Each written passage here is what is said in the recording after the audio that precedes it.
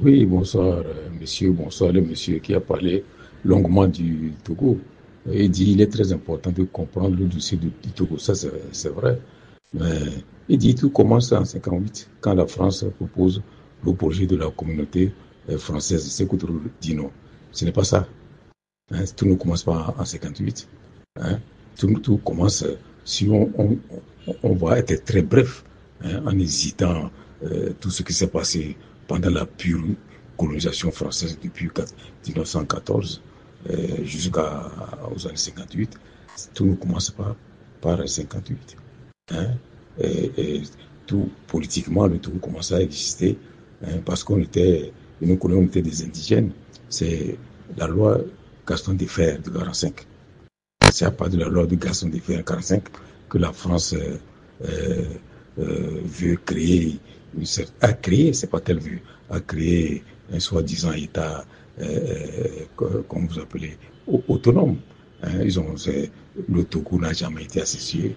Le texte a été fait par les Français. Ils ont dessiné dans quel contexte ce qu'ils appellent autonomie. En réalité, ce n'est pas qu'ils voulaient que le Togo soit autonome. Le Togo n'était pas une colonie française.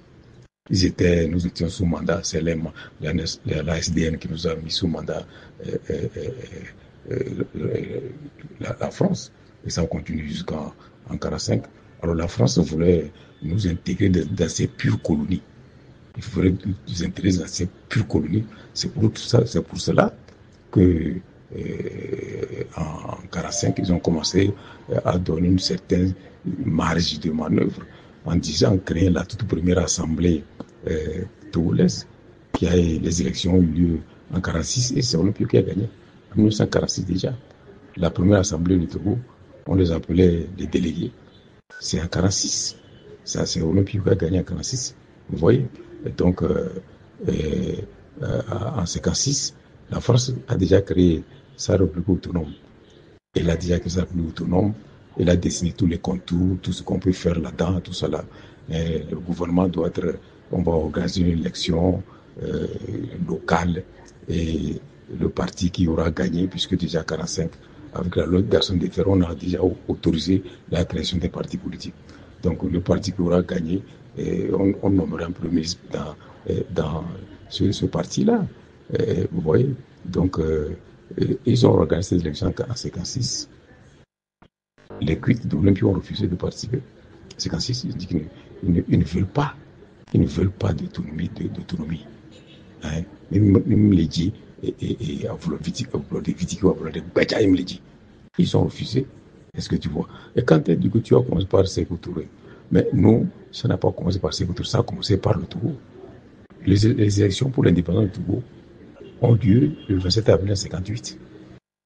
Le référendum de, auquel, sous lequel Sékou Touré a refusé et a réclamé l'indépendance totale, c'est en septembre 1958. Alors nous, on a fait les élections en avril, le 27 avril, pour réclamer l'indépendance. On était pour l'indépendance totale de notre pays. Et Sékou Touré a fait les élections en 57 et en septembre. Et vous dites que c'est Sékou Touré qui a ouvert la voie. A ouvert la voie à qui? Il a ouvert la voie à qui? Hein? Nous, on a réclamé l'indépendance avant Sékou Touré. Nous, c'est 27 avril 58. Sékou Touré, c'est le 28 septembre 58. Est-ce que vous voyez? Donc, nous ne sommes pas. Lui, Sékou Touré ne nous a pas servi d'exemple. Hein? Alors, vous voulez dire des choses, vous racontez n'importe quoi, que la France a créé, comment disais un parti qui s'appelle, je ne sais pas quoi, du Nord. Mais la France a créé d'abord le Parti Togo du Progrès, le Brunski. Tu comprends? Et Olympio, avec son parti, avait déjà atteint le Nord. Le but avait été déjà installé au Nord. Et la France a fait créer un parti pour les gens du Nord, puisqu'ils cherchent toujours à diviser le pays. Et ce parti s'appelait Union des chefs et populations du Nord. Ce n'est pas une convention, ça s'appelle UCPN. D'abord, quand on l'a créé, il s'appelle Union des chefs du Nord. C'est le nom que les Groussi, les maîtres ont donné à ce parti. Alors, ce sont les cuites et les adjoints qui sont mis à se créer, se moquer d'eux pour dire, mais, union des chefs, union des chefs du Nord. Donc, au Nord, il n'y a que les chefs, il n'y a pas de population. Alors, ils ont refait notre assemblée, ils ont changé le nom. C'est devenu, ce n'est plus union des chefs du Nord, c'est devenu union des chefs et population du Nord. Parce que, ouais, je ne veux pas entrer dans les détails, mais je suis désolé que le monsieur qui a parlé, il a dit vraiment du n'importe quoi. Merci. Oui, la preuve que le Togo n'était pas euh, même s'il n'est même pas une république autonome, la France le pouvait tout simplement parce que, comme je l'ai déjà dit, on était sous mandat de la SDN et puis après des Nations Unies. Donc la France devait chaque année produire un rapport à l'ONU sur sa manière de gérer l'État qu'on lui a confié, le peuple qu'on lui a confié.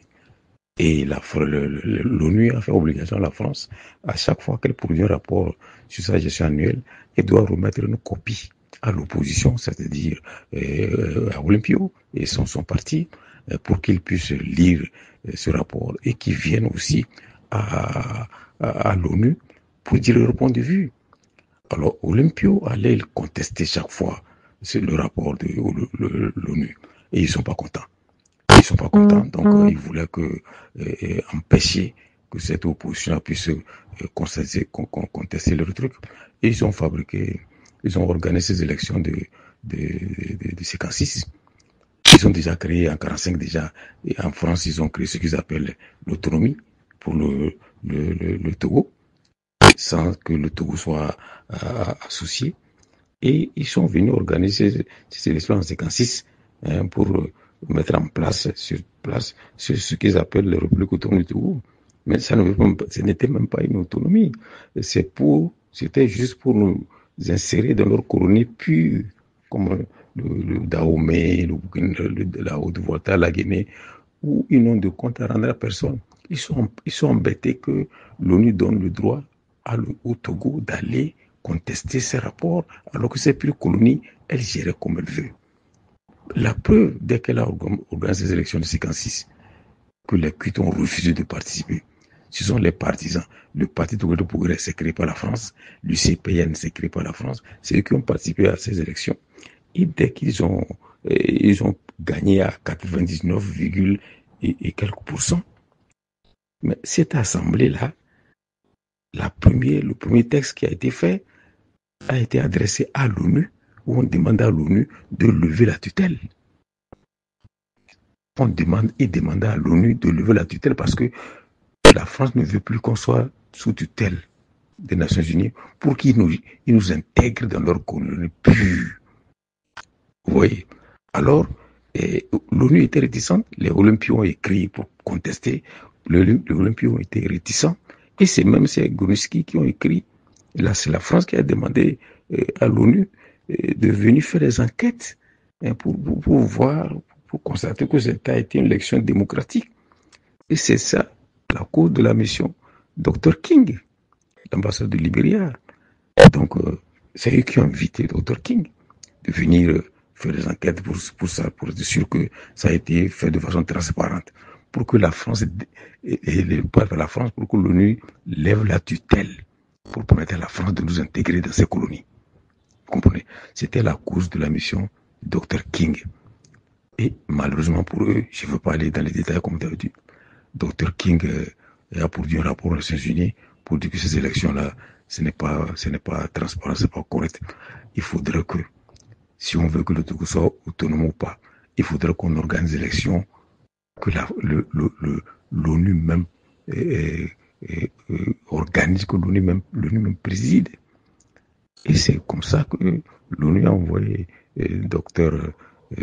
l'ambassadeur de Haïti pour venir organiser ces élections en 58.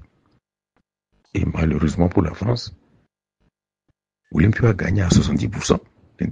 Les Togolais veulent être indépendants à 70%, même plus. Est-ce que tu vois? Donc il ne faut pas nous... Je ne sais pas, nous dire n'importe quoi. Merci. Le Togo a accédé à l'indépendance en 1960 avec Olympio comme président du conseil. Vous savez ce qui est écrit à cette interprété pour justifier la présidence du conseil créée par Faure Gnassingbé. pour justifier ça. Et puis, il ajoute que voilà, Olympio, il nomme des ministres sans l'honneur, tu vois, en racontant des mensonges. En racontant des mensonges. Olympio n'a pas nommé des ministres au nord. Mais ça veut dire quoi ça? Qui ne connaît pas les ministres du membre de Olympio, des 58 qui sont du nord, les, les, comment vous appelez, le ministre Sankaraja Martin, qui est du nord. Il y a Sankaraja Martin qui est là. Il y a Namoro Karamoko qui est du nord, etc. Pourquoi il raconte des mensonges? Et même Olympio a voulu nommer M. Fosseni Maman, qui était du parti adverse, du parti de l'UCPN, Union des chefs du Nord. Et ce qu'on a appris, c'est l'ambassade de France qui a fait pression. Et M. Meachi, M. Fosseni Maman, a refusé d'être membre du gouvernement de l'Olympio. Il a refusé d'être membre du gouvernement. Parce que la France n'a pas voulu qu'il y participe. Vous comprenez? Donc, arrêtez de nous étouffer là. Merci. Oui, allô, bonsoir, camarades. C'est navrant, mais vous savez, j'ai suivi vos discussions quand quelqu'un a soulevé longuement comment notre président, M. Jean-Pierre Favre, le camarade Jean-Pierre Favre est persécuté, calomnié, tout ça là. Mais je voudrais lui dire que ça fait partie du combat. Le régime colonial, le néocolonial, n'a jamais hésité devant quoi que ce soit contre ses ennemis ou ses adversaires. Depuis le régime colonial, et on a commencé à calomnier notre président Sylvanus Olympio en disant que c'est un trafiquant de devises. C'est un trafiquant de devises pour l'éliminer de la scène politique. Ils l'ont même attrapé, ils ont même jugé, condamné et demandé à payer 5 ans d'amende pour trafic de devises. Ils lui ont même interdit, ils lui ont retiré ses droits civiques et politiques. Il n'a le droit ni d'être candidat, ni d'être électeur pour qu'il ne participe aux élections 58. Et M. Olympio n'a pas participé aux élections 58. Il n'était ni électeur, ni candidat. Il n'a pas le droit pour pouvoir éliminer. Mais le peuple a choisi que c'est lui. Que c'est lui. Vous comprenez? Donc, ce n'est pas d'aujourd'hui. Le régime colonial ou néocolonial, il n'hésitait pas à tuer, à emprisonner, à opprimer, à calomnier. Et ce régime de Yadema, installé par la France néocoloniale, a continué la même chose. Yadema n'a jamais hésité devant des calomnies pour détruire ses adversaires, que ce soit nous, des nationalistes, ou même certains des gens de son camp qui considèrent comme ses concurrents dans son propre camp, c'est-à-dire dans le camp des pro-français. Mais il faut voir le cas le plus connu, c'est le cas de l'ex-président Meachi, qui était du même camp que Yadema. D'ailleurs, quand on a tué Olympio, c'est Meachi et Gruski qu'on a installé comme président et vice-président. Vous savez, mais Yadema voyait en Meachi un concurrent. D'abord, il y a eu concurrence entre Meachi et Gruski. Ils se sont mis à se quereller. C'est ce qui a conduit au deuxième coup d'État de 67. Vous comprenez? Alors maintenant, Meachi n'est plus ministre, il n'est plus vice-président. Bon, il a été nommé directeur de l'économie rurale. Vous voyez? Donc, Meachi continue à avoir des ambitions présidentielles. Il veut être président de la République. Et Yadema le trouvait comme un danger. Qu'est-ce que Yadema fait? Il a inventé une fausse accusation. Et le monsieur était directeur de l'économie rurale. Il a démissionné et il travaillait à Maroc. Alors, 10 ans après, il a refusé, il ne veut pas être RPT. Alors, 10 ans après, Yadema a inventé cette histoire de silo. Quand il y a eu je pense que la famine, ça devait être en 87 ou je ne sais pas quoi.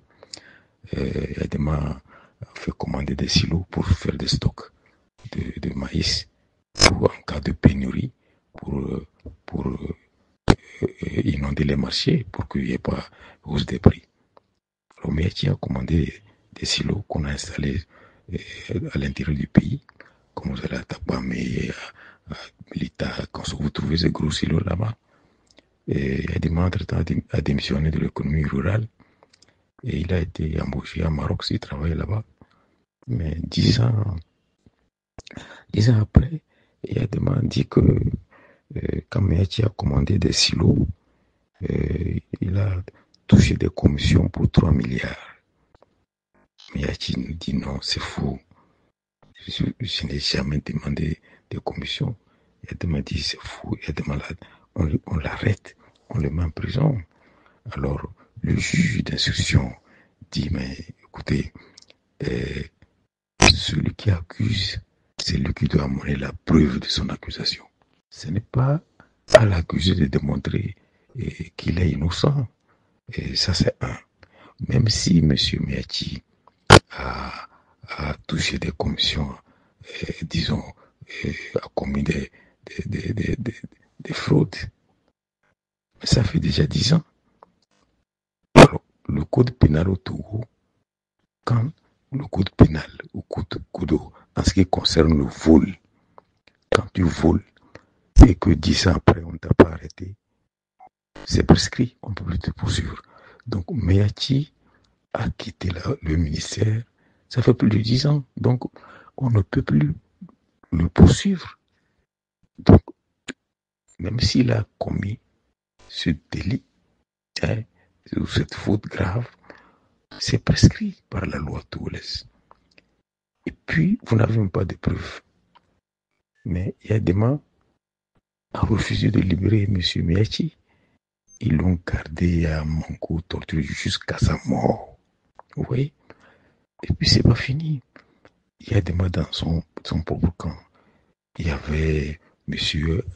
Koussoubralepo, qui était un tout-puissant aussi du RPT, et préfet connu d'Atakpamé, qui Yadema a dit, voilà, la révolution verte demande à tous les fonctionnaires de se lancer dans l'agriculture pour éviter la famine qu'on a connue.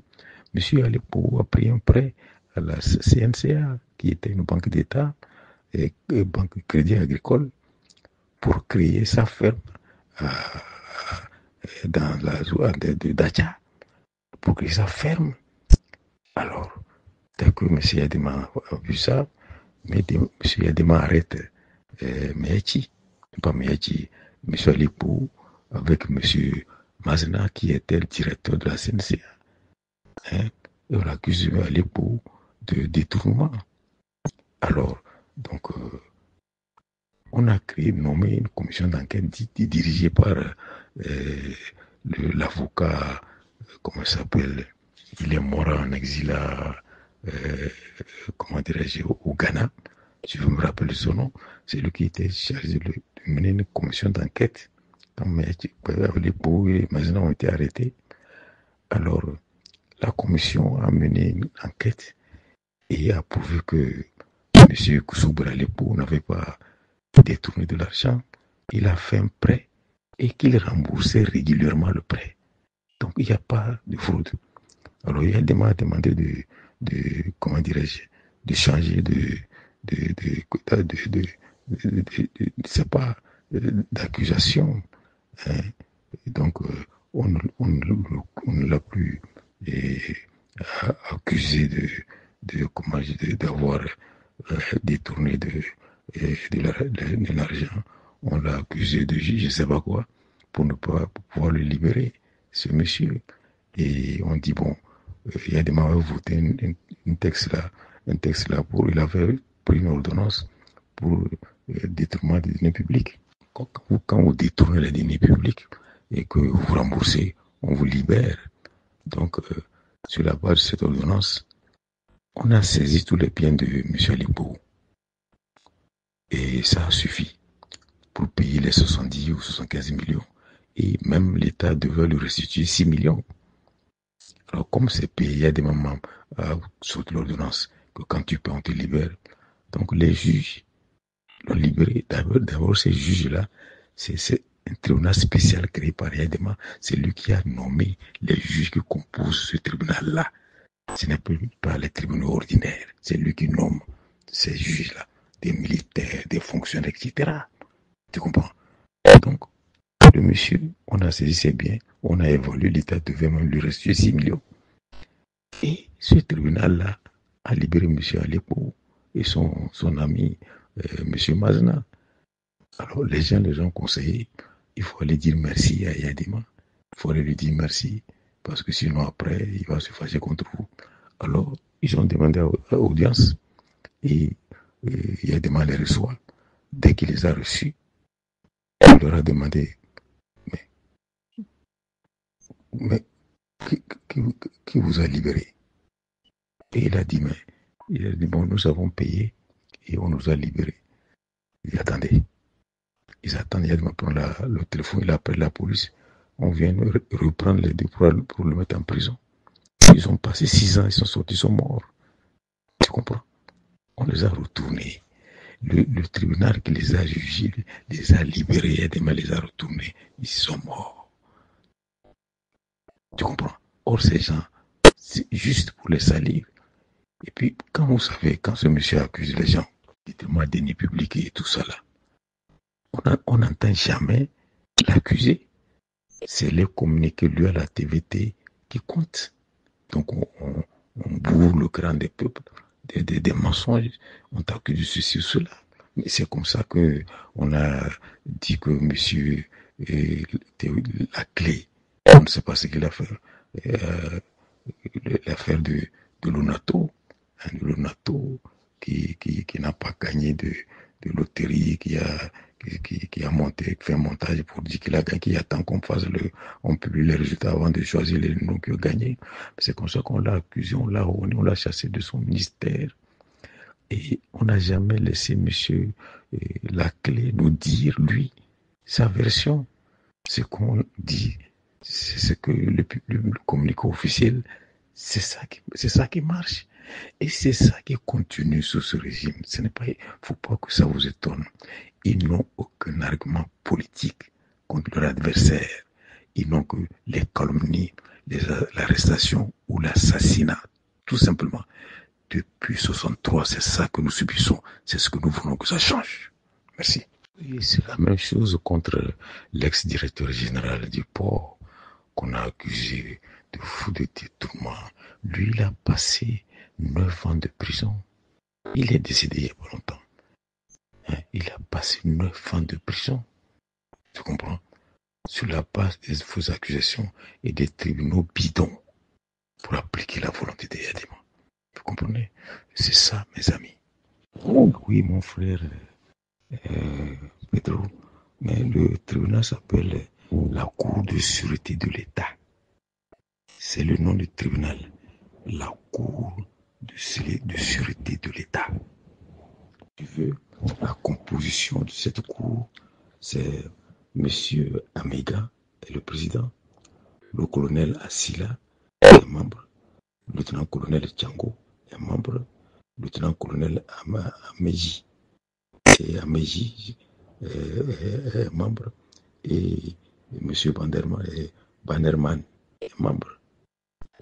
Alors, tu vois, alors, M. Polo est commissaire du gouvernement, M. Dagba est greffier. Je ne sais pas si je t'ai satisfait. Oui, si tu veux, je vais continuer à te donner des informations. Bon, quand on a voulu juger l'histoire des mercenaires du 23 août 79, affaire commissaire du gouvernement. Bon, quand on veut faire ce procès-là, il faut voir, je vais te donner la composition du tribunal, la composition de la cour, de cette cour-là, de sûreté de l'État. Monsieur Amega est président, le colonel Assila est juge, le lieutenant-colonel Django est juge, le lieutenant-colonel Ameji est juge, et Manerman est juge. Alors, tu vois, et M. Polo est commissaire du gouvernement, et M. Dagba est greffier. Merci mon frère, je suis à l'écoute. Alors bonjour camarade Sénabroma qui est revenu toujours sur le problème de la nationalité. Je voudrais que les gens comprennent que sous la colonisation allemande et française, nous n'étions pas des citoyens, on était des indigènes. On était des indigènes. Hein? On était des indigènes, on n'était pas des citoyens. Mais c'est lorsque, quand la France a pris le territoire, mais la France regardait ceux qui lui sont très fidèles et accordait un à un l'indépendance et la nationalité française. C'est comme ça que Gomsky a eu, vers 1945, je pense, la nationalité française, à Pedro Ama, à Javon, Dr Ajavon et d'autres ont eu la nationalité française. Ça a été proposé à monsieur, au président Olympio, au futur président Olympio, Spice Coco, le docteur, comment il s'appelle, j'oublie son nom, c'est lui qui était le secrétaire général de la toute première assemblée de 46. Hein, il est de Vaud. Bon, c'est ça, on leur a proposé la nationalité. Ils se sont réunis, le procès verbal est là, aux archives. Ils se sont réunis pour dire qu'eux, ils sont togolais, ils ne veulent pas être français. Ils ont répondu, ils ne veulent pas être français.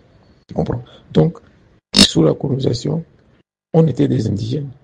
Mais c'est lorsque le Togo est devenu indépendant, qu'on a proclamé notre indépendance, le 28 avril 1960, que nous sommes devenus des citoyens togolais. Que nous sommes devenus des citoyens togolais. Tous ceux qui étaient là pour être citoyens, il faut que la France vous l'accorde la citoyenneté française, parce que quand on est togolais, on n'est pas des citoyens, on était des indigènes. Il faut que les gens comprennent cela. Tu comprends? Et tous ceux qui sont considérés comme indigènes, sont devenus des citoyens d'un État internationalement reconnu. Togo. Une conviction nous habite. Le Togo court un risque en couvant les frustrations, car une nation ne se bâtit pas durablement sur le silence imposé, sur la peur suscitée et entretenue, sur le mépris de la voix de son peuple, ou encore sur un entêtement à faire croire au peuple le contraire du vrai. Les peurs, les frustrations tuent, se muent en actes désespérés, et les colères muettes deviennent des déflagrations imprévisibles.